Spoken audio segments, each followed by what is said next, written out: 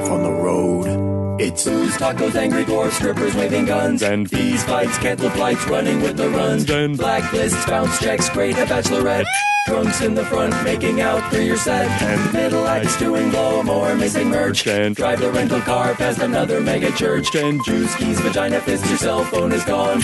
One big Law and Order marathon. I got a poker game on this side of town. Monday night poker game that I'm just starting back to playing. I was a stay-at-home dad for like the last 4 months. So now I'm getting out of the house. How was that? It was good. Super challenging, but my brother's been doing I had an awesome, like everything else. It was fucking great at times, and I wanted to fucking shoot myself in the head other times. Just like life. With one kid. With one kid, yeah. I don't know how anybody does it with more. I know my mom had 4, and she did it like effortlessly. Was your dad not around? No, he was around. Oh, okay. And he was actually very progressive. Like, he helped out with laundry. It wasn't like a big deal that he did. He did everything. Helped clean, did laundry, do whatever. They both, but I'm still 4 kids. All right, now forget about it, man. Hey, thanks for tuning in to Road Stories. I am your host, Murray Valeriano. What's going on? How are you guys doing today? Everything good with your life? Shoot me an email. Let me know what's happening. I'm adjusting some knobs here. Knobs. I don't know. I'm 12 years old. I've been hanging out with a 3.5-year-old. Knobs are funny to me. If you want to talk butts later, I can do 10 minutes on butts and farts. What do you want? I'm kind of on the road. I've moved my portable studio to a different studio, to the studio of one comedian named Todd Glass. How you doing, buddy? I'm doing good. I really appreciate you doing this, man. I'm happy to do it. I love. I preface everything I say. You had called me last year, and the reason I got to do his podcast, and I was going to tell you this off the air, but I was like, I want to do it mainly like for a reason that's not even important, but like when I was doing all those fixing the air conditioning last year. At the festival? The year before. Oh, yeah. And like, trying to make it work. And I think I did. I did some things that really, not just, I felt like you were the one sort of acknowledging it. It made me feel so good. I'm like, Murray really gets it. You're like, man, you like really were, you do it because you want to make a situation right, but a little accolade, Right, it's like, sure. Murray's giving me all the accolade I need over there. I got it. He seems like I should do his podcast. Let's tell him what happened. This was at the Los Angeles Podcast Festival. It was the stand-up night. I think I was hosting that night. Yeah. I was hosting with hands, foot, and mouth disease. I don't know if I told you that part. No. I don't know if you remember this, but I was really sick. I do remember that. You masked it pretty well on stage. Yeah. And I got a separate microphone because I was driving to the festival and the doctor called and said, your son has hands, foot, and mouth disease. That's what you have. Click. Like it was a message. And I called her back. I'm like, what does that mean? And then I read that it's highly contagious. And I'm like, oh, man, the last thing I want to do is go to this comedy festival and give everybody, 1,000 people hands, foot, and mouth disease. But it turns out it's not very contagious through adults. But you still used a separate mic. I didn't find that out till the day after. So I was completely paranoid. Right. I hardly took pictures with anybody. I didn't shake anybody's hand. I got a separate microphone. And but having said it, but for some reason, the show, like, it was like 90 degrees. Well, again, and I should, just in case, they do, I admire so much because I'm very particular, everything at that festival. Every year, it was great from the year one, but every year, whatever it is, they fix it just the way you want to see it. Like, wow, that got better this year and better. But there was a problem with air that year. And I always believe I can fix most problems. I'm a good troubleshooter. Right. So it was freezing in the lobby. The air was working there, but in the rooms it wasn't. So they didn't have any fans. But I'm like, I'm going to fix this. And there's like 400 people. There's 400 people packed in the room, cool in the lobby. So it's like, what do? There's cool air out here. Can we waft it in there? And to waft it in there, so I was like asking the manager, who was really nice at the hotel. He goes, we do have those things like, when there's a flood and they have to dry it. They're these weird looking like they almost look like a snail shell. They wrap around and they blow air. And they got those big tubes going from the right. But they had the tubes off of it. It looks like something that would power a one of those jumpy things, like a bounce house, that big of it, and it blew air. So and they weren't that noisy. So we put them out in the lobby. You got about three of them. And we opened the doors in the back, and I'll go along with this. When people aren't, and what bothers me sometimes, and it shouldn't, it's my own thing, is that when people aren't weighing one bad against the other. In other words, there will be noise, and I don't like noise. Right. So if it wasn't that hot in there, if it was like, then it's not fucking worth doing. Yeah. But when it's that hot, people go, yeah, we'll take a little bit of noise, and that's what it did. And within, I think, 3 minutes, the room was really nice. Yeah. It wasn't like, well, it's a little better, but it still sucks. No, it was great. And then you were like you were feeding my, whatever that is, my ego. But you were like, God, look at you. And I'm like, I love this guy. I was super impressed, man, that you would. The reason I was probably more, I don't know, I was going to say infatuated, but that's the wrong word. More intrigued, although I could be infatuated. Who knows? More intrigued was the first time I ever, I don't know, not known you or talked to you, which you probably don't even remember this, was Jackie Cation's original podcast was Phone In. And I was on as a phone-in guest, and you were on as a phone-in guest, but you were in, I don't know, Philly or something on the road. Mm-hmm. All right, maybe you're at Helium or something, and you were on your phone and you were going around fixing the tables and the lighting in the club. Oh, I did that actually on the podcast. Yeah. I was on the other phone on the other side listening to this, waiting to talk. Because I felt bad. I was like, I have to do this, but I'm doing. She goes, do it on the air. It was something like she goes, just do it, and I was like doing my spin on clubs at good old Helium in Philadelphia. Now, is that something you do? Do you find a lot? By the way, just to make this very clear, sure. I could talk about this 100 more times. So my paranoia isn't because I'm tired of talking about it. It's because I'm tired. I'm worried people are tired of talking about it. So I'll make it quick. Oh, okay. Again, I do. I go into clubs and I do my thing. And most clubs, they all let me because, I'll do it myself. Sure. It's usually simple stuff like, like I go in, I like things a little darker than usual. I like the right music playing as the crowd's walking in. So I usually, I put my spin on all the clubs. And lately I've been traveling different markets, but I'll have a two-piece, like drums and a keyboard. Oh, you travel with that? What? You travel with that? No, I get them in every market. Oh, okay. And then I'll have them play jazz as people are coming in. So people walk into the club, it's like got a red glow to it because we'll gel some of the red. Sure. Gel lights down, and then they walk in, there's like two guys with suits or a guy and a girl wearing black, playing jazz. It just makes the whole experience like very special. So, you travel with your own gels? I do keep some gels in my bag. You know what gels are, of course, right? I know what gels are. My sister-in-law, she goes, "What are gels?" I'm like, those shoes the dude wore in Big Lebowski. What are those? I'm gelling. Now, is that because I feel like I've heard you several times on podcasts, but I don't think I've ever really heard you talk about it. I keep them because sometimes the green room will be a little too bright. So they're like, those things last forever. You just rip them off or they stay, and I grab new ones. Every so often I'll go over to Michael's here in Los Angeles. But a lot of times it's for my hotel room because I like to invite people back to the hotel room. It's big enough and there's like a sofa area. And what you get just from gelling one or two lights, red or blue, whatever, I change it around. And then people walk into a room that's red and there's some cool jazz music playing, and they walk in, you're smoking pot. You light a candle, you sit around it like it's the fire pit, and then, those gels are like night and day. It doesn't, my thing is I always say, it doesn't change the room a little. It's fucking really big deal. People walk in, they're like, what? I used to put a blue bandana over a lamp in college. Same thing. Yeah. Same thing. I didn't know what a gel was back then. Yeah. Really? The gels don't catch on fire. That's the good. But anyway, yeah. But you can't wear your gels around your head. You can. Well, you could. In your Lover Boy cover band. That's really and you bring people back to your room.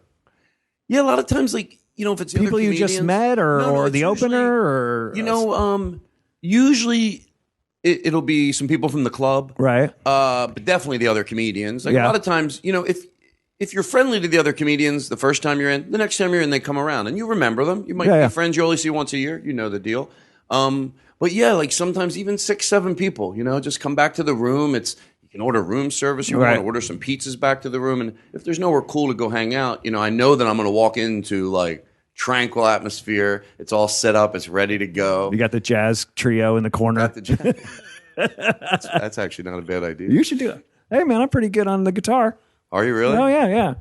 I wish I could play an instrument. That's the one thing that if I had any... Like, I don't climb mountains. Yeah. I'm a little lazy. I happen to love stand-up, so that's just by nature. You're lazy? But, I'm lazy. If my stand-up and the podcast, Yeah, because you go, well, you do those consistently because I fucking love them. To me, I think lazy if there's something you want to do, but it would take a little effort. Okay. So I can be a little lazy with that. But do you feel physical lazy, like going out and doing stuff? Because you look in good shape. You look fit. Yeah, for a 59-year-old guy. Yeah, I'm not 59. But he called me old and going nowhere earlier. Well, I'm not going to. It was within a bit. Now I'm paranoid. You really think? Oh no. Okay. No, I have people come on and I throw them under the bus. That's the whole. That's the whole crux of this. It's Murray throws people under the bus. Yeah. It's Murray. He'll throw you under that bus. It's Murray. Don't make a big fuss. It's Murray. All right. No, I'm isolating that. Can you put reverb in that? Yeah, I've got a whole system right here. We could maybe in post. Yeah, I could throw a chorus on there, a little bit delay. Maybe a flanger. But yeah, I do like to go back. My favorite thing, I've talked about this, is I love to go on the road, hang out with comedians. There's nothing better. Nothing better. Excuse me. That's why I started this podcast. I wanted to take the shit we talk about at the bar, or used to talk about at the bar on Thursday nights at the Improv, and just throw some mics up and have a good time. And every time I do that, and I'm having one of those mornings where, fuck, I don't want to do this today. I don't want to do this. Maybe I'll call them and cancel. And then within 10 minutes, dude, I'm spry. I'm having a good time. I'm talking. We're laughing. And then I'm like, That's man, funny. Same.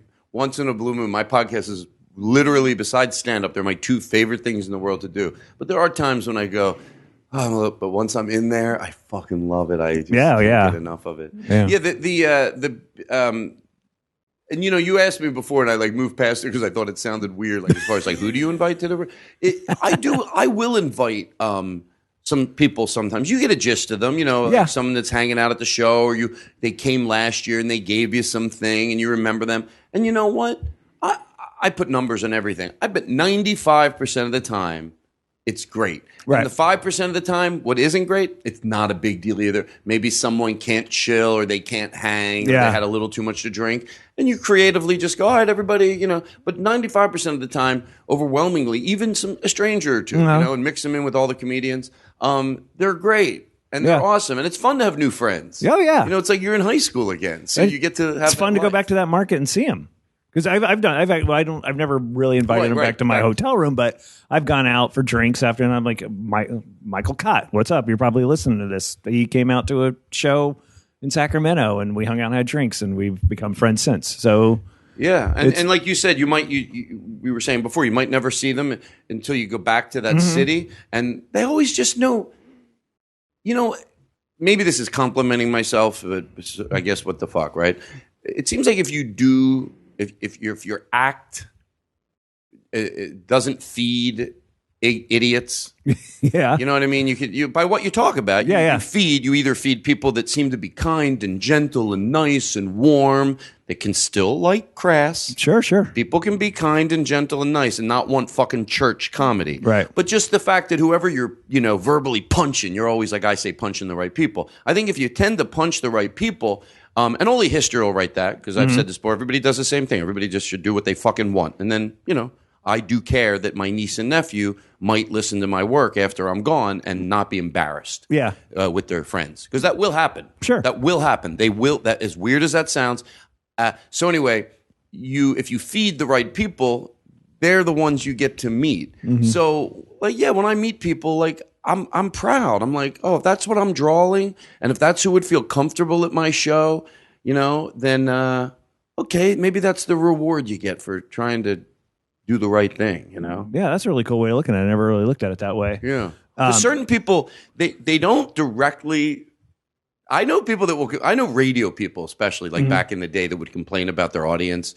Or sometimes, some of I won't even mention it, but especially radio audiences, and they didn't realize what they were saying. They would be like, those audiences, we did a live remote, those fucking idiots. And you're like, oh, you don't think you have anything to do with that. You analytically probably do. If I said, you have something to do with that, which I never did, they'd go, well, but they don't realize it, or they wouldn't be saying it, because what they're basically saying is, oh, the audience we draw because of the shit we do, we hate them. The morons that listen to me? Holy yeah, boy, they want to say something progressive, and maybe you'll wipe out a few of those motherfuckers. Well, I'm going to be less snotty on the road now, man. Don't talk to the talent. Nobody comes back to the hotel room motel room they put me up in. Now, did you ever early on? Did you ever go out with the audience and this end up in? Because I learned early on that I could die. I don't know why I'm outside of Spokane, 30 minutes outside of Spokane at a so-called kegger with crystal meth. I probably shouldn't be here. Maybe it's funny you say that because I don't think I've ever really talked to, but that's the 5% maybe that I'm talking about. But yeah. And even that is a story, right. The next day. But we've gone back to people's house, or something. And a lot of times you get back again, it's great. You're like, this is so cool. I'm at someone's house. And, especially with podcasting, then they even know how you like things. So they're like, you want to come back to the house? We'll have the lights real low. We'll light a fire. You're like, but I got a new gel. Some weird, one night I ended up back where everyone was doing coke, and right.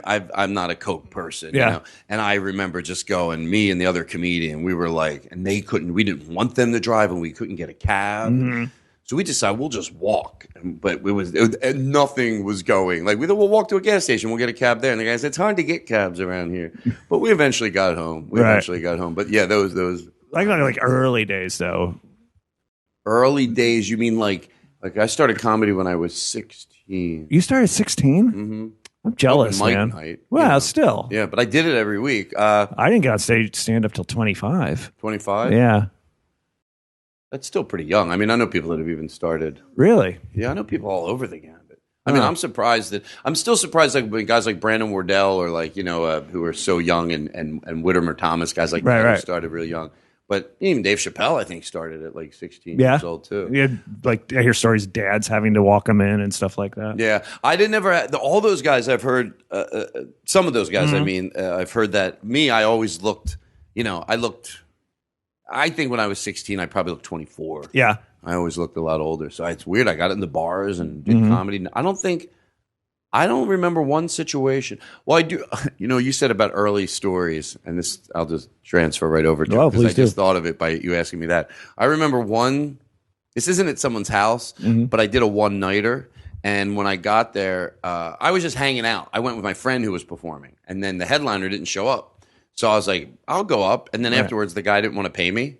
Oh, wow. He's like, well, I'll deal with the guy, whoever his name was, Paul Solari, probably, the booker. He goes, I'll deal with him. And I was like, what? And then some guy comes over to me. We're outside arguing, but nothing major. Yeah. And the guy comes over afterwards, after we're all done. He goes, come over here. Can I tell you what you got to do? He had this accent. He goes, you just got to, because it was like a bar. Yeah. You know how it is. It's not a comedy club. This is just a bar. He goes, you got to take a deep breath and let this go. I remember thinking he's right. He goes, and you come back here later with a brick, you throw it through that fucking window. I'm like, all right, this is you're not as spiritual as I thought. This guy's going to lay some wisdom on me. You fucking burn this place to the ground. You take a deep breath, come back here, you burn this motherfucker, right? Why am I using the word motherfucker a lot? When it's saying it doesn't bother me, but when I re-listen to it, I don't like it. I'm the same. I say fuck a lot. I don't mind saying fuck. Doesn't hurt my ears as much. Motherfucker. Again, why is that? Probably my favorite word. Yeah. Maybe when it's unnecessary. Like even with fuck, I try not to slip into fuck, even though I love the word. Yeah. And by the way, it's actually socially okay. It's not about any group. It's just about fuck. Again, doesn't mean what it used to mean. What did fuck used to mean? Well, fuck, I don't think fuck unless you're talking about the act of fucking. Right. It just means... It's an adjective now. Yeah, it's an adjective almost. now. And the reason it's an adjective, except for just, you might want to give it up just because grammatically you want to sound, you want to sound intelligent. But the only reason I stay away from fuck is if I don't like when it creeps into beautiful things. Like, what a fucking beautiful day. I'm like, you know what? I don't need it. It just sounds wrong. Or even in my accent. You are sometimes. fucking gorgeous. Yeah, you are. That takes it to you know creepy. What, though? That could be all right. God, she was fucking amazing. She was beautiful. I don't know why I'm saying she because I'm so used to it. Well, I could see a beautiful girl.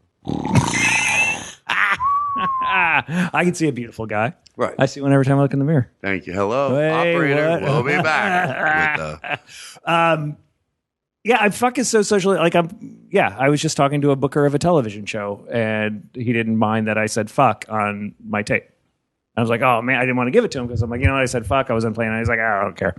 Yeah. I hear fuck on the late night all the time now. Now they just bleep it. Now they bleep it. Yeah. It is a great, again, it's sometimes it's like, look, if it was about like, because we were talking about this before we started the show about different words that, you know, how you might have used at one point and you're genuinely mortified by it. But that one, it's, you know, it's one we don't really have to give up because, you know, it's just, it's not, you know, it's not using someone's being as a negative, you know, but, but again, motherfucker, for whatever the reason, like that word is just like, I use it a lot. And you don't like it? I don't like it. I don't like it after I started, not necessarily on stage, but on the podcast. Yeah. And when I re-listen to it, sometimes I'm like, ooh. You know, but yet when I'm saying it, I don't even think about it. I don't think I say motherfucker a lot. I say fuck a lot, but I don't say motherfucker a lot. You know, it's interesting. We're talking about words and learning and stuff, and kind of ties to this. Is I had somebody, and forgive me, I know you're probably listening. I said I would never say your name. And now like 5 people's butts are puckering right now. Well, yeah, I wrote him about this. I won't say your name, but and I just ran over your email and I'm talking to the computer like you're there. He's actually making eye contact with the computer.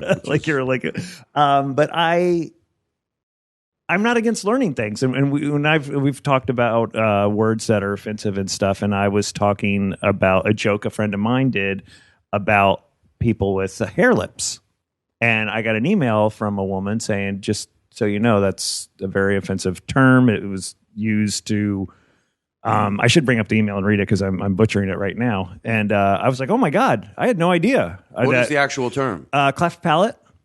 See, you know what? I'm glad you brought that up because this is my never-ending thing talking about this stuff, and I agree with you. What is the crime? I think people a lot of times they'll hold on to a word because they didn't mean it with ill intent. I like to say this. No one's judging you for using any word. And we don't think there should be a court order to get you to stop it. Everybody should do exactly what they fucking want. Right. That's the end of story. But that doesn't mean inwardly you could want to change a word you used.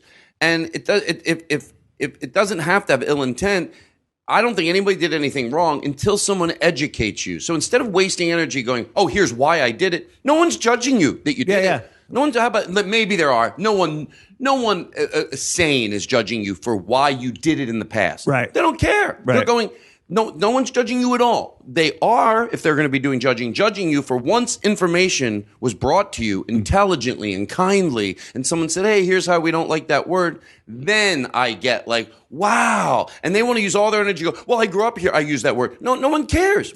Once someone, calmly and nicely educated you, what's the big deal to stop using the word? And you know what? If you decide you're going to stop using it, eventually it gets out of your lexicon. You'll slip and you'll say it. Sure. You know, I did with the word retarded. Someone explained to me nicely why I shouldn't use that word. I wasn't offended. They weren't being a bully. They were just being nice and kind. And if it's because someone asked me this once, they go, I'm always afraid when I slip and say it, are people judging me? I go, look, I don't know what people are doing, but I can tell you what I hear. If I'm hear somebody in another room and they're saying, so anyway, it was just so stupid, it was retarded, and they went, excuse me, clumsy. Right. I go, we know what I think is in the other room? An intelligent person. Yeah. Going through that period. I don't go, oh no, if they were the ultimate of it, they would. No, I think, oh, that's, so it's just, if you want it out of your lexicon and you give half a shit about it, right, it'll come out. It takes maybe a half a year, and then eventually, you go, oh, I'm not using that word anymore. Right. But I never heard that about hair lips. So neither did I. And so, and I wish, again, I'm an idiot because I've done this several times to talk about somebody's email. I could probably get it, but I'm not. But again, it's right. We do the same thing on the show. We go, we have a computer right here. We're like, what was that? What year was that? Do you think? Yeah. Why don't we just do a search on it? It's so like my wife is, and all my listeners know I love her more than anything in the world, but she's one of those people like, phones are killing us. The cell phones are killing us. Everybody is on. And I was at the beach the other day and none of us had our phones. And you know how our conversation went? Dude, remember that movie in '83, the one with Christ, the guy who was in The Deer Hunter, not De Niro. Then when you try to think of someone to help you, you don't know that either. You're like, you can't think of the actor, so then you go, okay, what was the movie? And then you're just going down more and more. And there's a commercial for Volkswagen he did, and 45 minutes of that was our conversation without our phones. If we had our phone, it would have been, hey. It would have been. And you know what? Sometimes I wonder like why I talk about the same thing over and over again. And I think because it comes up indirectly over and over again. And the thing with the cell phone. Right. I don't know why it's so important to me every time I hear that to sort of give my stance on it. Maybe because I think I can change people's behavior. But I always say, if you just use some social stats, whatever you think is killing the generation, it never was. Like, when's the last time you heard a story about, all the dumb kids in the 50s that all they did was sit around and watch TV? Because that's what what the older generation thought. Yeah. When's the last time you heard, the era of books where they ruined everybody because people were just so into fantasy? So a good way to find out if what you think is going to be the legacy of the, the phones, it never has in the past. Right. It's probably what happens is not that that's not a part of it, and not that I have friends. And the bad part about cell phones, and there is, it is a little easier to be distracted. Sure. But you're in control over it. So if you make some rules with most of your friends, all my close friends, we have cell phone rules, and no one gets mad if you go. Really? If someone reminds me, because I'm the sort of the king of it, but I need to be reminded. Sometimes when someone has to remind me, they think I'm going to puff up a little bit. They're like, Todd, I know, but I go, no, thank you. Yeah. I'm not even doing anything important. I'm scrolling through.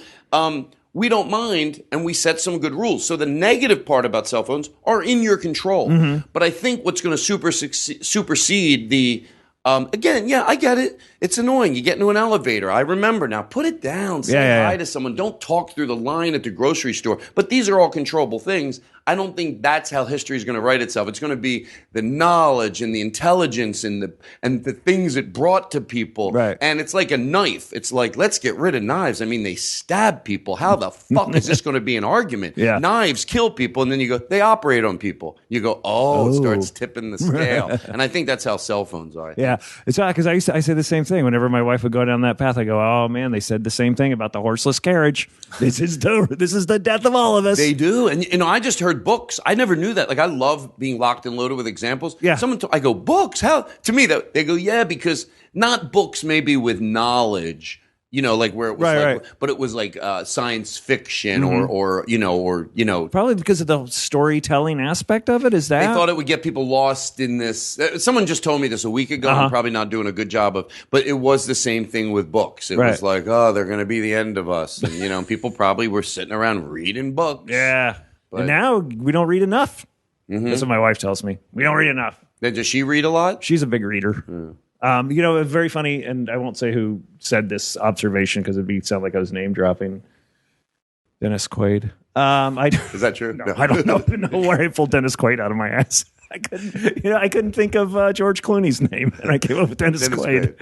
But he's like, remember when there were phone booths? And if you were to like even touch the doorknob of a phone booth, hey, whoa, privacy, I'm in here. What are you doing? What are you doing? Dude, this guy's I'm trying to talk here. Get some privacy. Now everybody's on the phone.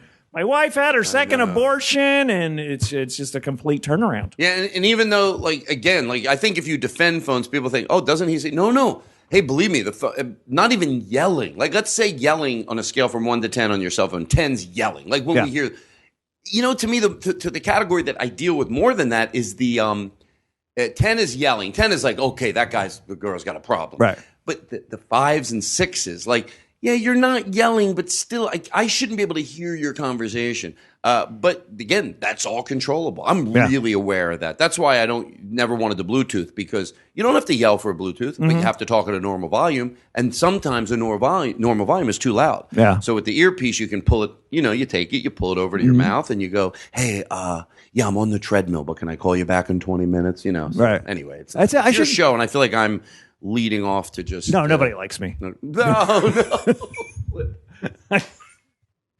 I meant I don't want to go off on these tangents of stuff that's all my show is, tangents. Okay. Thanks for listening to it beforehand, though.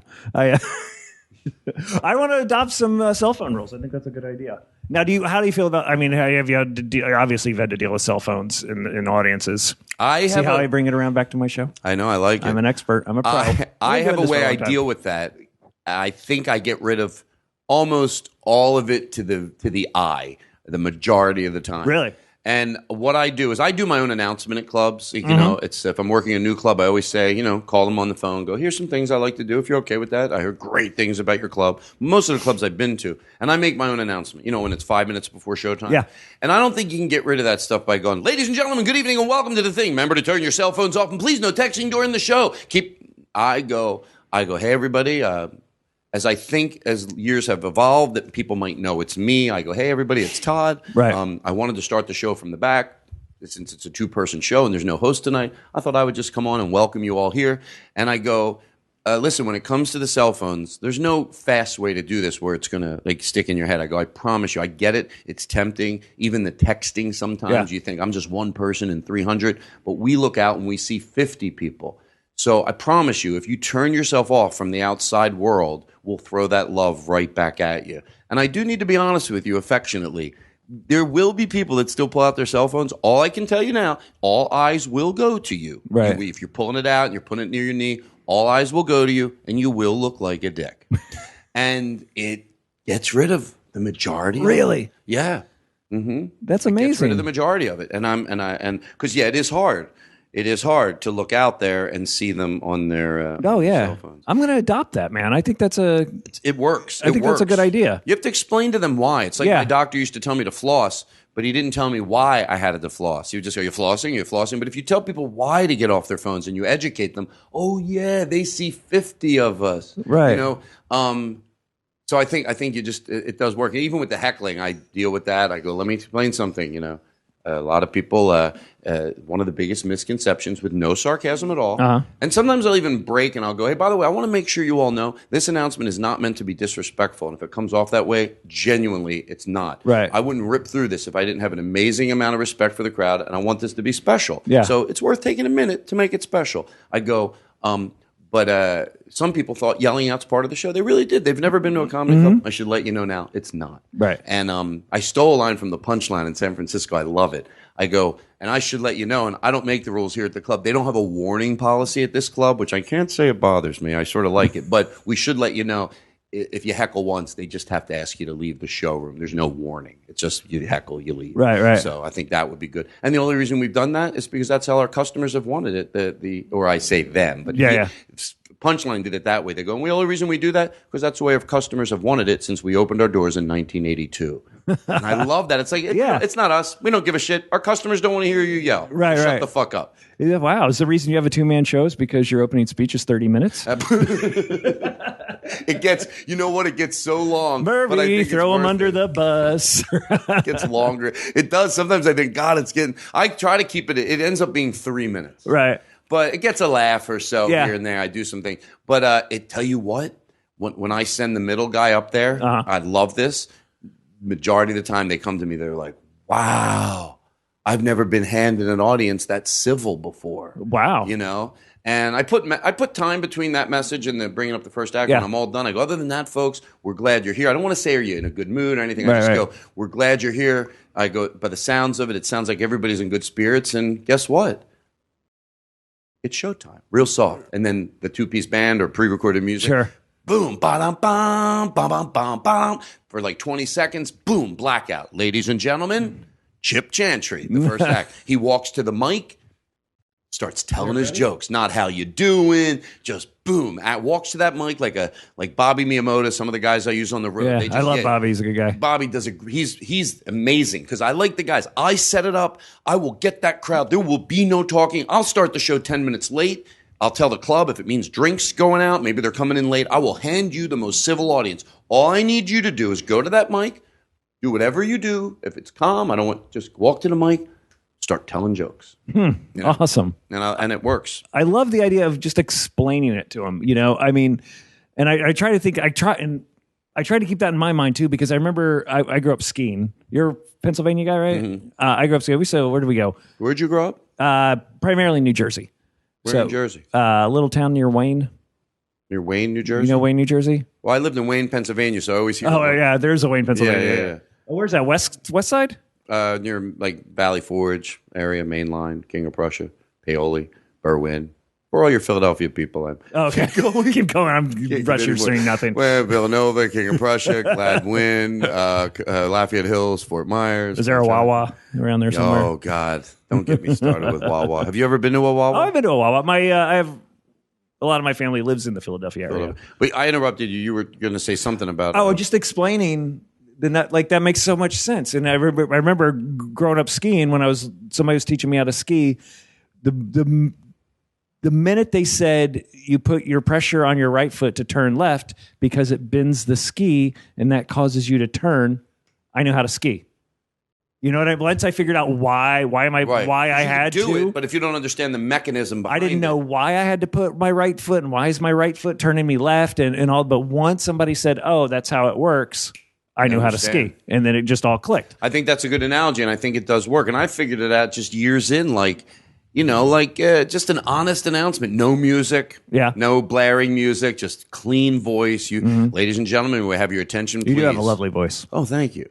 Ladies and gentlemen, and I like it. I like setting up a civil, having the audience be civil. Todd Glass, I can honestly say, probably worked every improv in the country every Thursday through Sunday for 4 years, whether he was there or not. Oh, right? Because you had the opening video. The old one. Which they don't know. If you've never been to an improv, there's an opening video, and they don't play it anymore. The old one was better. Okay. And there's a new one with me and Jim Brewer. And I always feel like I need to, what? That's the one that are they still playing that? Because I haven't seen it in a while. Some play the Jim Brewer one. Okay. And it's nothing to do with Jim. It's just, I love Jim, but it just has to do with, the first one was, I did it a long time ago, and it was the manager of the improv. I loved that he wanted to do that. He goes, let's do like a Be Quiet thing. It has guts. Yeah. It says, you're in a restaurant also, but it's a comedy club first, and it's not the customer's always right. We have to lovingly but sternly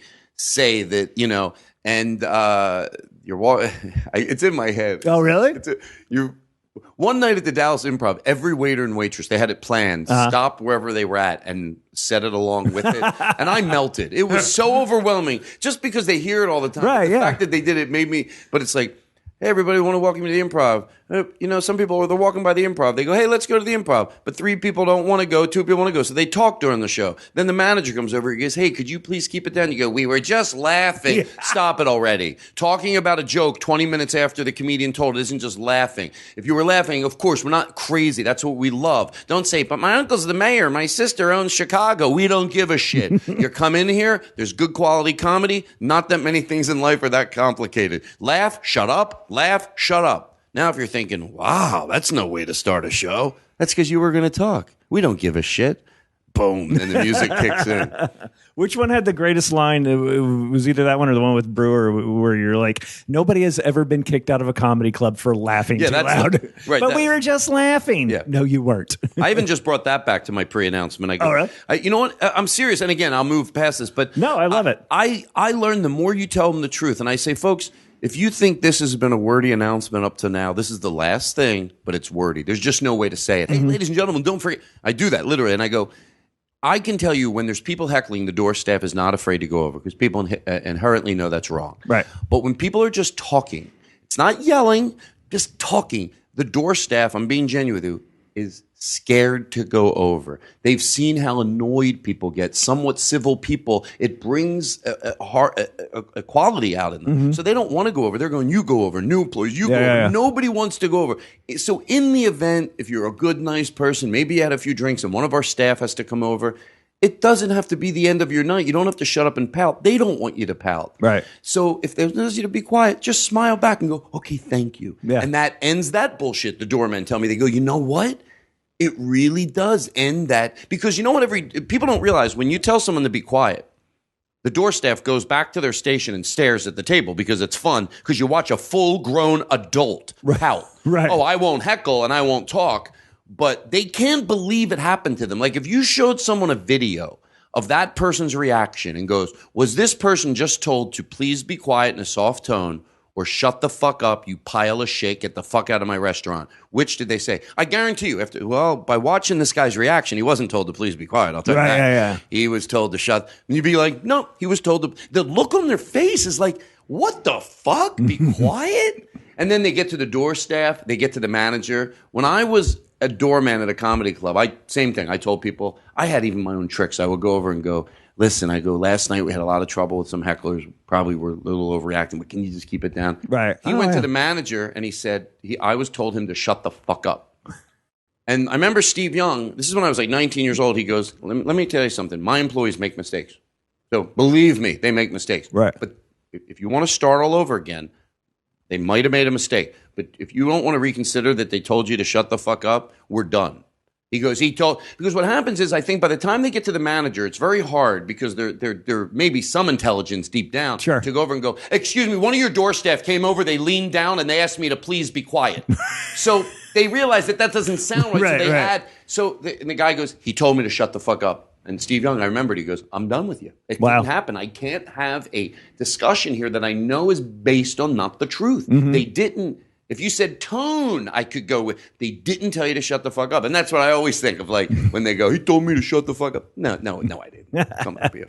Wow, I didn't know you were a doorman. Where are you a doorman at? At the Comedy Works in Philly. Oh, yeah? Yeah, you know That's how, like, gone. when you're a new comedian, like, you know, you do comedy and then you, like, work at the club. Yeah. I did that at the store. You did that at the store? Yeah, I got started out here, so I doormanned at the store. How many years? I got fired within the year. Why'd you get fired? Because it's the fucking Comedy Store. Somebody just got shot and killed there. The place is this horrible, horrible place. Somebody asked me where it happened, and I was like, it could happen anywhere. But it takes a turn. When that tragedy happened, I go, first of all, let's make something very, very clear. It could happen anywhere. Oh, yeah. Anywhere. But you want me to guess? The Comedy Store. Right. You're like, yes. Yeah. You go. Yeah, the doorman used to sell Coke. Let's just put it right there. But yeah, I worked at the club for a while. Did that help?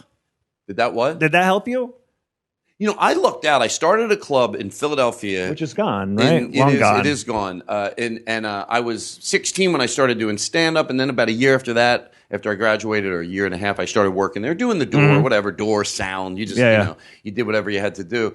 And the owner had great taste in comedy, and I think it taught me a lot. Like, literally, the guys I would see, now, of course, I'm mentioning the ones that have gone on to, have names, but I remember people very well that did not go on to be successful that were hilarious too. They're in my comedy heart too. But like who? Guys like Steve Schaefer that isn't a household name. Right. Guys like Glenn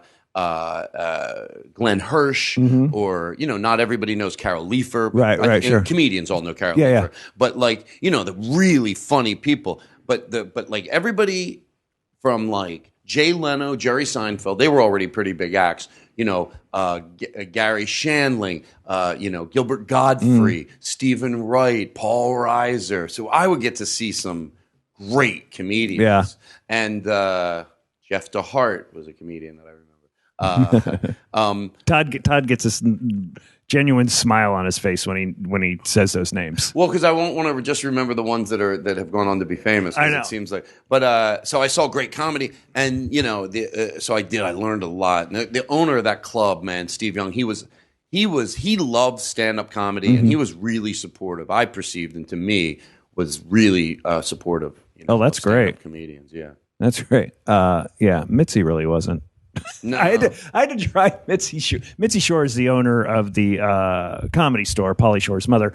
And I will speak nice of the soon-to-be dead because that sounded crass. I meant that legitimately nice because she's old and on her way out. So I'll speak kindly of her. But I had to drive her. They had a death trap of a limo that you had to drive Mitzi around in. And I had to go pick her up at the La Jolla Comedy Store, which I'll be next weekend. Hit me up for tickets. Is that true? Yeah. Wait, so you drove from San Diego all the way here? I drove from here to San Diego to pick her up to come back in this death trap of a limo. Oh, God, I just love the image of that, like her in there like royalty. Yeah, think about, when was the last? Nobody really has limos anymore. They're all SUVs. Man, it's a little much for limos. It's like a 78 limo, it's too. So it's not, it has that like weird wing in the back sticking up some sort of antenna, I guess. I don't know. Oh, they had for the phone. Right. They had that it looked like you said, a wing in the back. Yeah, I think it was for the phone. It was for the phone. TV Yeah. An antenna. And it had like a mirrored kind of thing. In the bar. And it just shook at like 70. And I remember I went down and picked her up, and she was like, we're going, this is how she talks, we're going to the steakhouse for dinner. I'm like, okay. She's like, you take the exit off in a 4 miles. Said word. Does that mean you too? But me too. It was going to be me and her at dinner. But I'm like, okay, Mitzi, I got to pull over and get gas. No, I want to go to the steakhouse. I'm like, okay, Mitzi, but I just got to pull. I'm on E. I just got to. No, we'll get it after the steakhouse. I'm like, all right. I'm a young kid. I don't know. 10 minutes later, just dead on the 405. Let me guess. Not take responsibility. Go, how could you pick me up so low on gas? Am I right or not? Oh yeah. So I had to leave her in the back. She's like, why are we out of gas? I'm like, Mitzi, because we just ran out of gas. He's like, oh, and it's like Sunday afternoon or something, and I had to get out and walk because I didn't have a cell phone, so I had to get out and walk to the gas station, go get gas in a thing, come back, fill it back up, pick her up, drive back. She's just cussing me out for an hour and a half on the, why you fucking get gas? Did you go eat your steak? What? No, we didn't get the steak dinner. We missed the steak dinner. Didn't even get the steak dinner. I'm famished. Right? Pull into the Comedy Store. Everybody's got their nose up her butt in that place, man. And they were just like, oh, Mitzi, I'm so sorry. You had to go through that. I'm like, I'm the one who had to hike 5 miles because she wanted a steak dinner. Nothing? No, nothing over here. Nothing from me? Anyway, fired. Oh, really? Yeah.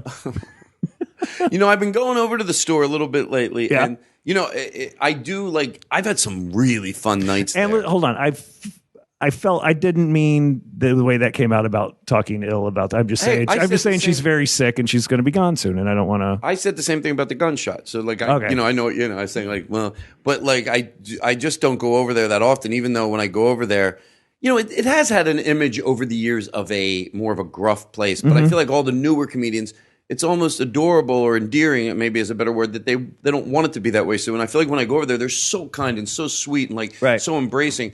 So some nights I like to go to the store. I treat it like going into the city.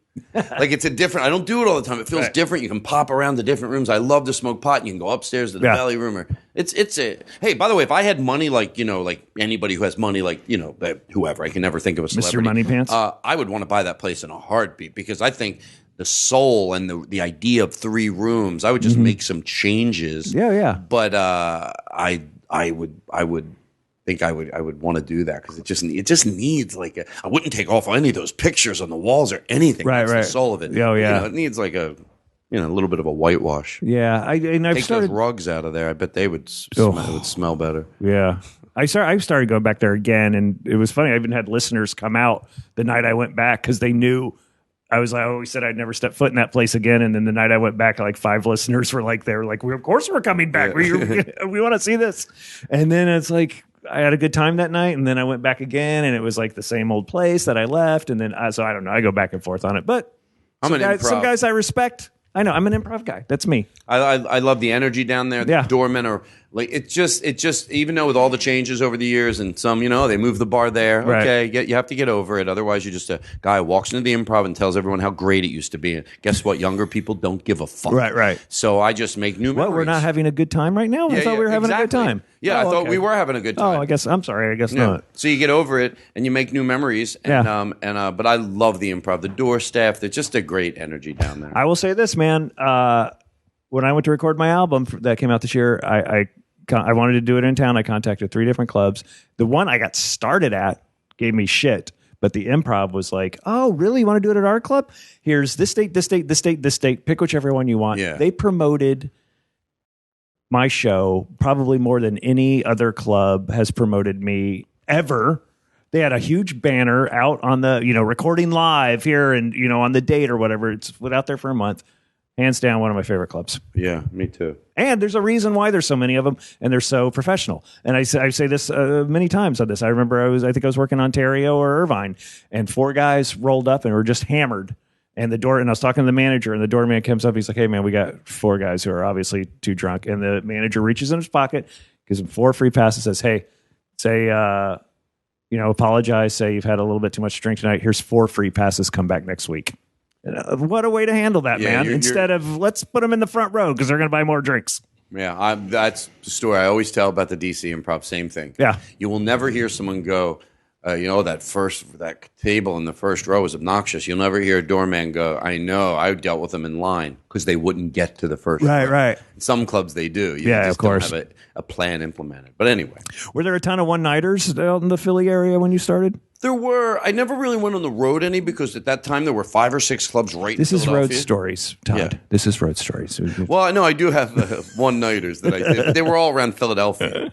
The first paid job I ever got was to go to. It was with Wayne Fetterman. Oh, yeah. The first paid road job. Really? I went to the DC Improv. Did you know Wayne ahead of time, or I didn't know Wayne. this is where you met Wayne? Say that again. This is where you met Wayne. This is my Wayne. Hilarious. Did I say Wayne Fetterman? Yeah. Yeah. Okay. I met Wayne Fetterman. I was at a club in Washington, D.C. called the not Connection, Comedy, I forget, the Cafe. Mm-hmm. And it was above a strip joint that the owner owned. He owned both? He owned the strip joint, which was called, I think, Archibald's. And then upstairs was the comedy club. A pretty cool little comedy club, tight, nicely run. I think it was called Archibald's. Why? Is that a funny That's name? a funny name for a strip club. God, I wonder if I'm right. I think it That's was. hilarious. But Only if we had a way to find that out. Well, I wonder if you could. Hold on, let me move my computer out of the way. What'd you say? I said, I think it was Archibald. Oh, I don't know. And the owner We'll call said, Wayne later. Don't drop the mic and don't talk about the strippers. So, of course, I thought it was funny to drop the mic and go, oh, the strippers didn't hear it. And he yelled at me after the show so much that I started to cry. Oh, really? Like I hold it back a little. Sure. I tried to. And then I felt worse because he saw that I was getting a little bit teary-eyed, and he felt bad, but I'm watching a guy who does not know how to really. So now I feel bad for him because you know what I mean? I'm aware he feels horrible. Right, He doesn't right. know how to show it. But I was so I'd never been yelled at like that before. So I was started to choke up. Then I just followed the rules the rest of the week. I didn't do anything wrong. But yeah, that was Comedy Cafe in D.C. And that's the first time I ever drank. Oh, really? I drank once before that. Because you're 18 at this point? Maybe, yeah, it could be 18. Yeah. 18. So I never really drank before. Maybe one time before that with my friend, with 2 of my friends that I worked at with Dairy Queen at. But that was it. And then I got so drunk at a place in downtown. What's that college town near D.C. Where everybody goes? Georgetown. So I went down there and got drunk with another comedian. And oh my God, I was and then but that was crazy back then. You're putting it, you're at a hotel and you're doing shows. Yeah. Wayne was a super nice guy. And, Wayne's awesome. yeah, Wayne's always been very nice. Loves Archibald's, I hear.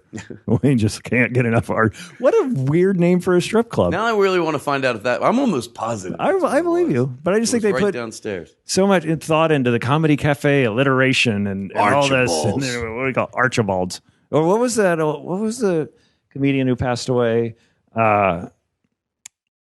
You'll know as soon as I say, just notorious partier, strippers. Not Sam Kinison. No. He wasn't really. He was really. Who was he? Kinnison's Open? No, he wasn't part of the Outlaws. Oh, what's his name? John Fox. You remember John Fox? Yeah, John Fox. There's John Fox. Oh, that's in the I Am Comic. Isn't John Fox the one that would There's notorious stories about he would masturbate into the. I don't know why. Hold on a second, Mom. Turn down the volume for a minute. I didn't want to say jerk. He's into the ice tray or something. Yeah, or the mayonnaise jar or whatever. Yeah, something. Yeah, that's the guy. Ugh. Anyway, he had a joke about Archibald something or other. He was notorious for. I don't know why I thought of that. I will say this: he's the only person I've ever seen who a stripper brought him drugs to the club. Like what year? Where is this? Where is this? This was,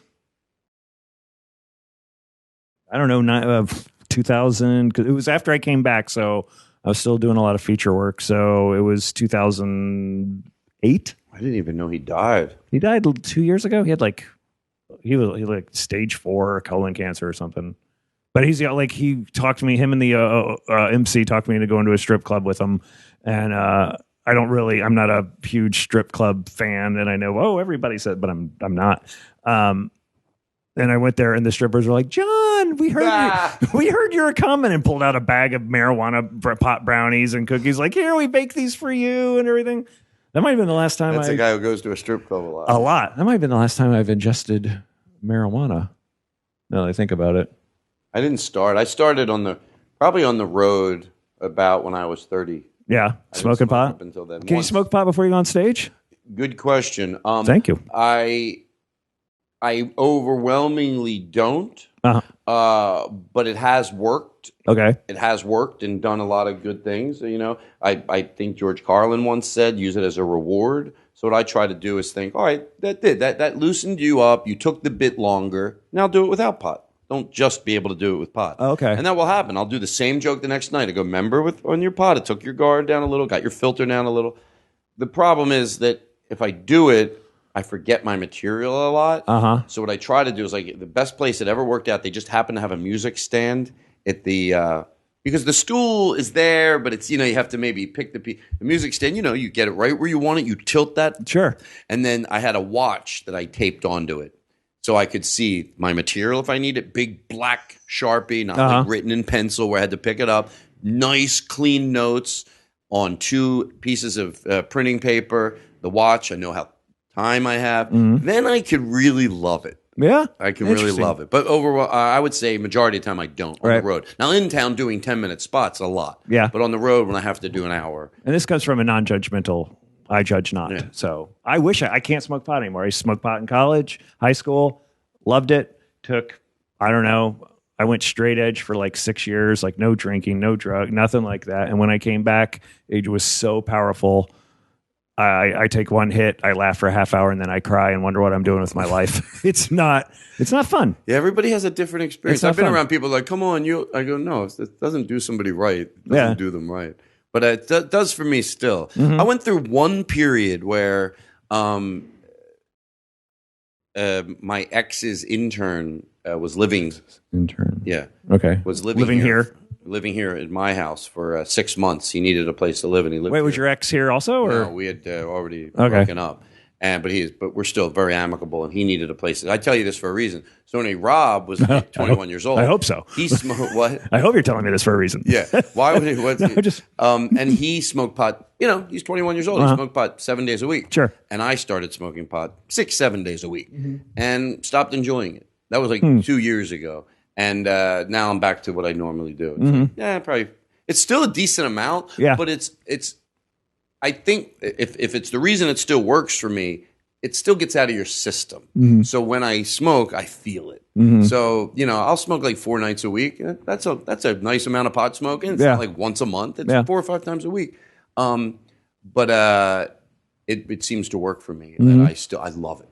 I would love to smoke pot. Because to me, like coming home, the kid's asleep, throw on a movie, burn one, chill, go to bed. That sounds like an awesome night. That just sounds like a good, nice, relaxing night from a stressful day. I do drink.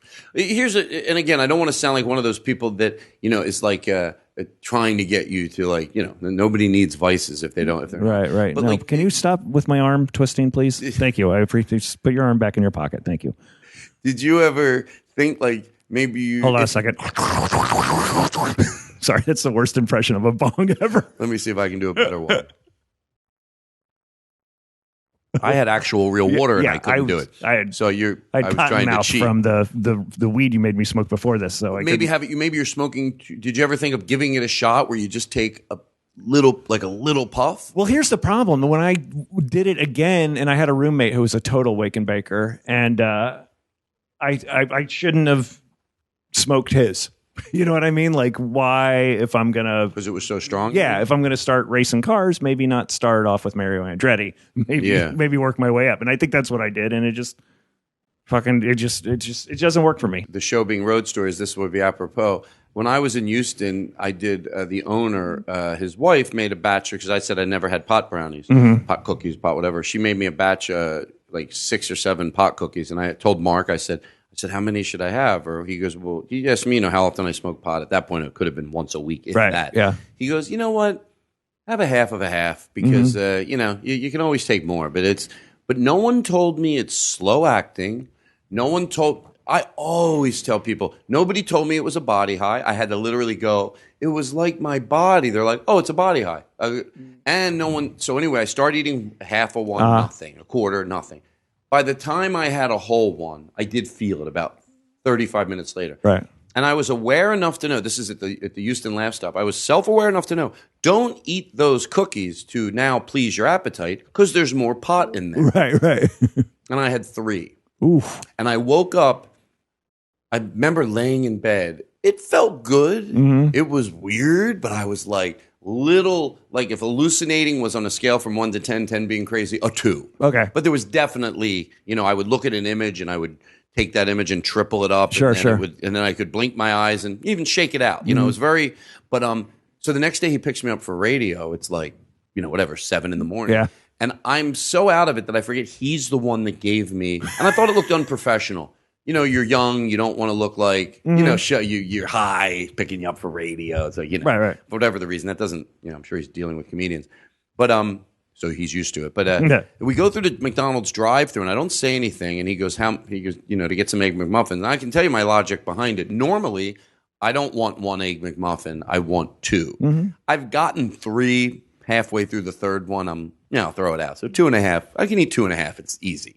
So I said 4.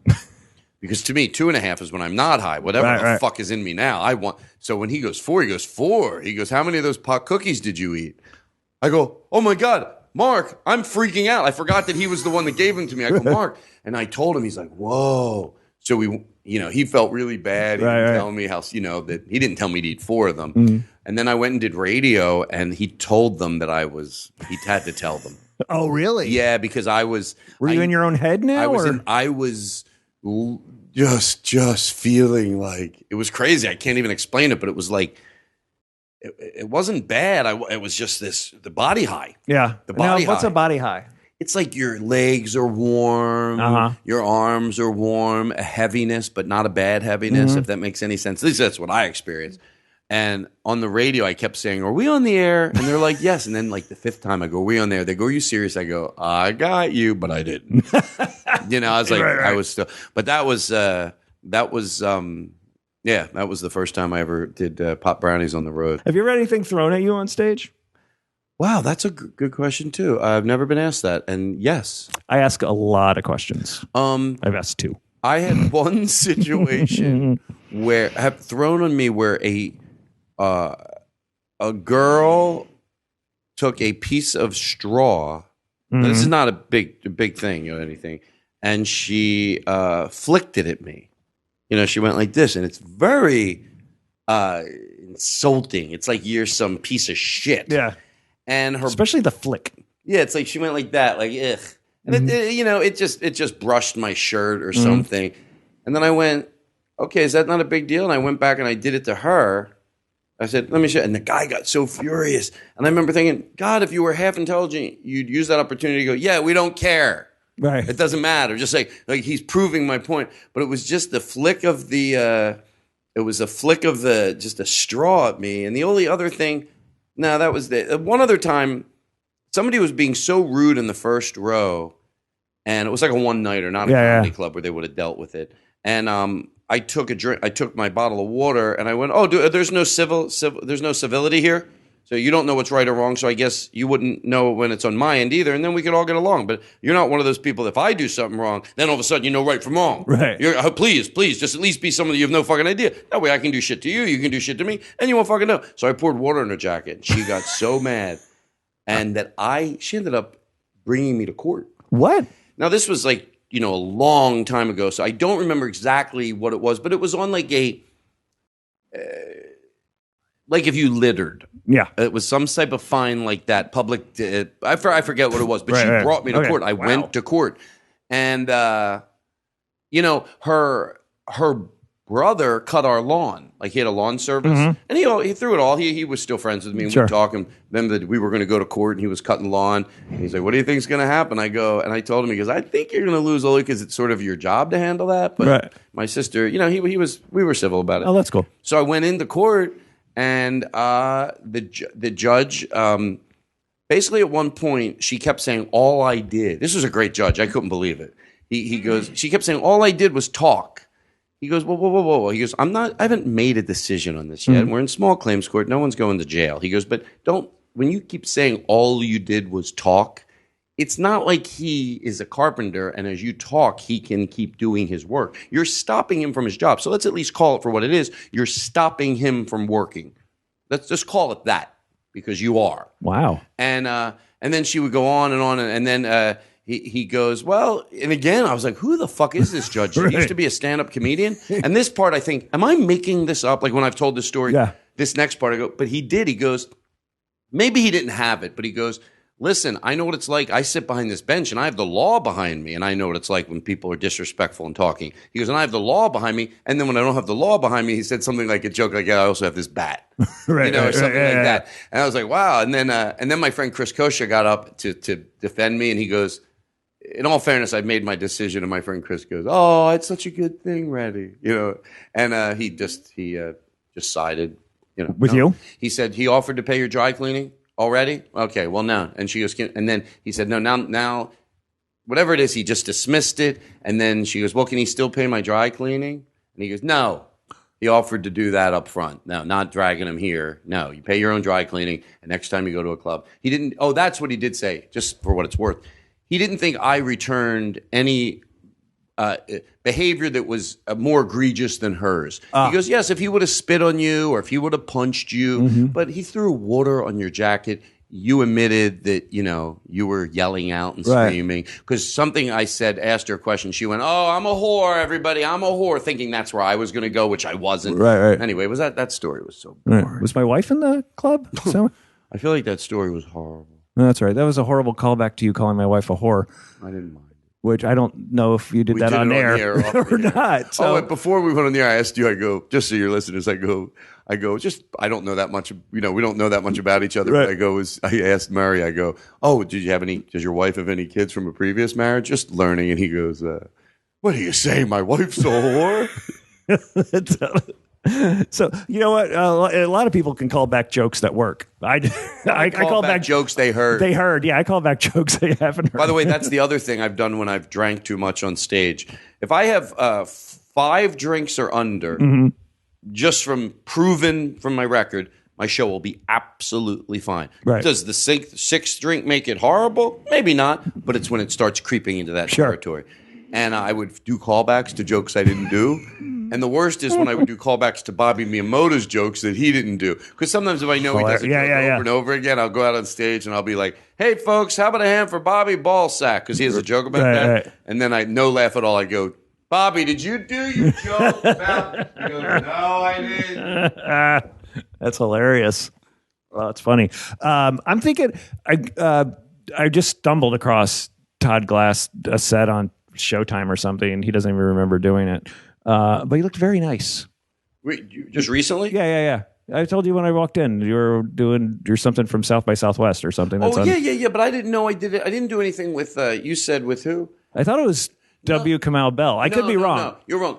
By the way, that was Steve Fine Arts. That was South by Southwest, and Steve Fine Arts directed that, and he's done like In Ruins with Eddie Pepitone, and he did such. Well, Showtime along with him, but good for them for hiring him. Right. I liked my material, but more than that, I was so happy with what he did with that. So I appreciate that compliment. And he just edited it beautifully. When someone's editing and they know comedy, God damn it, it's to let things breathe. It's the first time in my career where I really have watched somebody edit comedy that knows comedy and lets things breathe. And that's what I thought he did with that Showtime thing. I really liked that. I liked the way it looked. Yeah, it looks great. The crowd was dark. The set was... Just did a really nice job. I do a lot of writing for television, and I have had more than one editor save my ass on some shit I have written, and just the way they edit it is like, oh, thank you. When editors know what they're doing, I say it's editing mixed with therapy, maybe just because the way it makes you feel. But like when they take something you do and then you watch it, even on the first draft, and you're like, oh my God, I want to hug them. That's right. That's right. But you looked very nice on that. Black shirt. Do you always wear black on stage? I do. I just, you know what? It just, the obvious that it was nice not to have to think about what to wear. Yeah. So I just go with dark Levi jeans, dark black shirt. I sweat. I can't even wear dark blue. Oh, really? You're a sweater? Sweat. So I just wear black. I feel good. Cool pair of shoes. My listeners know, and I've stopped this. Because I have a few superstitions before I go on stage, and I used to wear the same outfit for the week. And what was it? It was whatever. Oh, it didn't matter. It didn't. I had like 4, shirts. 3 pants that I wear, and I wear this. And unless for some reason I tanked on Thursday, then I'm changing it up for Friday. But it's the only sports thing I do is, like my brother's a big jock and he like never washed his jersey in the playoffs or whatever. So I would never, but then after about the 9th show and the 12th show run in Vegas, you start stinking and smelling. So now I change. But I'm thinking about I'm doing Vegas next month. I'm thinking about wearing a suit. I wish I could wear a suit. I love the way it looks, but I would sweat too much. Oh, yeah. I haven't even thought about the sweating part. I mean, even if you got the lightest material, but still. But I'm doing a Netflix special in December, and I really, I don't know. Maybe I won't wear a suit, but I only want to wear one because I just like the way it looks. Yeah. It looks cool, and I think it might be too hot for me. Yeah. I could wear I wear the jeans and then the black shirt, and sometimes I have like a light jacket that I'll wear that makes it feel dressed up a little.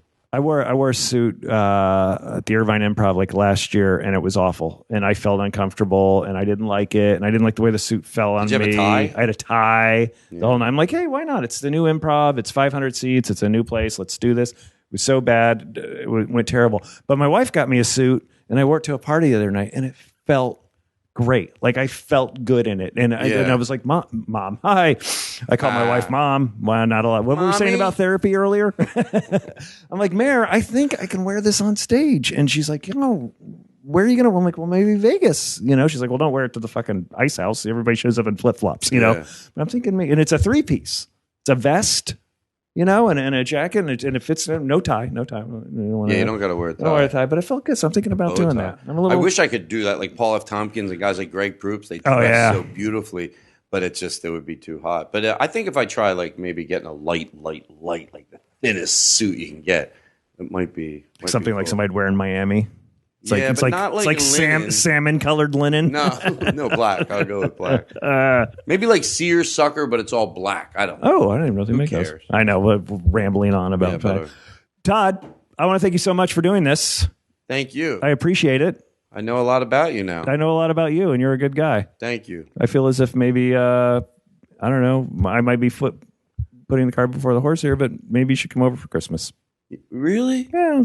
I'm there. Right. You know what you said on the phone that made me laugh because it was so like, you go, I enjoyed our comfortable moments and our comfortable moments. You said something about like our awkward silence. Sometimes it's so weird. It was very perceptive of you because there is that sometimes. I don't think it'll happen anymore. I feel like, but when I meet people, sometimes I get a little nervous and then sometimes I fucking own the room. I walk into a room, I feel comfortable. I use, my comfortability to relax everybody else. And I'm that too. But also sometimes, and I get around some people sometimes and I get like awkward. So when you pointed that out, I'm like, God, what a perceptive thing to say. And that also made me not feel awkward anymore. Right. Is that you were so perceptive to. Well, I embrace that instead of like going, it's all good. It's okay. That's who you are. Yeah. No. I have intimidating good looks, and if you don't see the overbite, which takes it down, it can be intimidating. Plus, I think when we ran into each other at the Improv the other night, I was a little drunk, and so I was probably making things awkward anyway. So at the Improv, we ran into each other at the Improv like. Oh, you said the other night. Okay, yeah. Listen, I'm from the South. The other night could be last Thursday or 4 years ago. So, but this was before the podcast festival. So but now we're good. Yeah, everything I think is working out, and Christmas is going to be nice. Yes. Do you do Pollyanna or? I don't know what that means. Well, where everybody you don't know what a Pollyanna is? No. It's a movie. Like if you have six people in your family, instead of you buy everybody a gift, which is the way we used to do it, and then we went to Pollyanna a few years ago. So much easier. Now we just do the kids, which is even better. Right. But Pollyanna means you pick a name out of a hat, and that's who you're responsible for. Oh, I'm sorry. I should have been clear. It's just going to be you and me. Oh. Wait, what if I thought like, he's got a wife and a kid. It'll be nice. It'll feel like Christmas. Oh, no, Todd, they went out of town. Yeah, they left me. They left me. I'm in a studio apartment in downtown. Just sitting there. Todd, on your way over, can you bring a tree? With lights, with rope? Yeah. Because I remember you were talking about that. Oh, Todd is very handy. I just realized that also. Hey, man, so where can we catch you? So you're doing your Netflix special. It's very exciting. Where are you taping that? When does this drop? Sunday. It's actually live. Today is Sunday, actually. I will be at the I'll be at the DC Improv Halloween weekend. Oh, actually nice. Getting ready for my special and sort of running it as much as I can. And then I'm doing the Velveeta Room in Austin. In Austin. What did I say?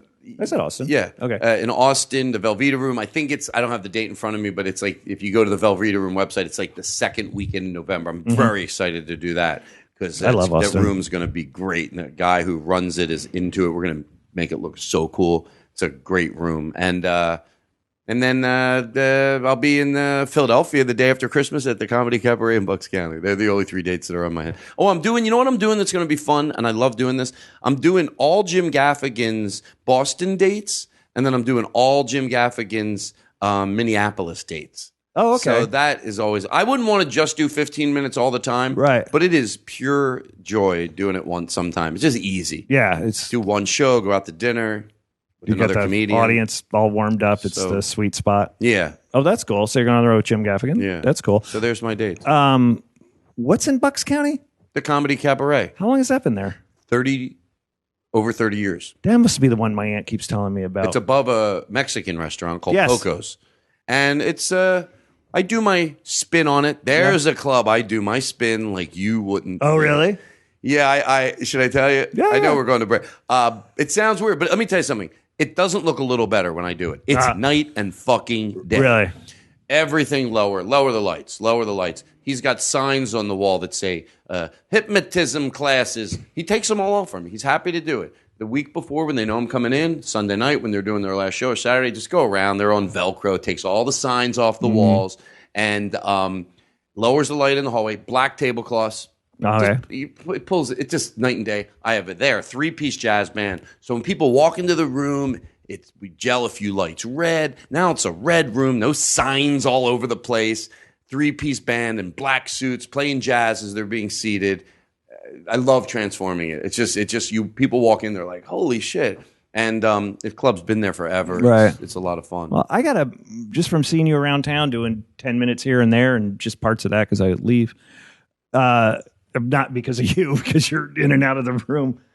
That came off dickish. I apologize. No, you didn't. Okay. I got to say, I want to check your full set, man. That sounds awesome. It's fun to sometimes, there's Carolines in New York where you can go watch people do full sets. Maybe it's true. Maybe it's not true. It just seems like in LA, I wish there was a club like you get to see, because I love to go see, well, I guess you do. You go see Eddie Pepitone do an hour or something. Yeah. If you wanted, or Kindler. Yeah. But anyway. All right. I don't know. Check it out. All right. Todd Glass, thank you so much. Come check out Todd when he comes to your town. He's obviously very funny. Thanks, man. Thank you very much. Goodbye. You want to know about life on the road? It's booze, tacos, angry dwarfs, strippers waving guns, and fees, fights, cancel flights, running with the runs, and blacklists, bounce checks, great a bachelorette, drunks in the front making out through your set, and middle acts doing blow more, missing merch, and drive the rental car past another mega church, and juice keys, vagina fist, your cell phone is gone. 1 big Law and Order marathon.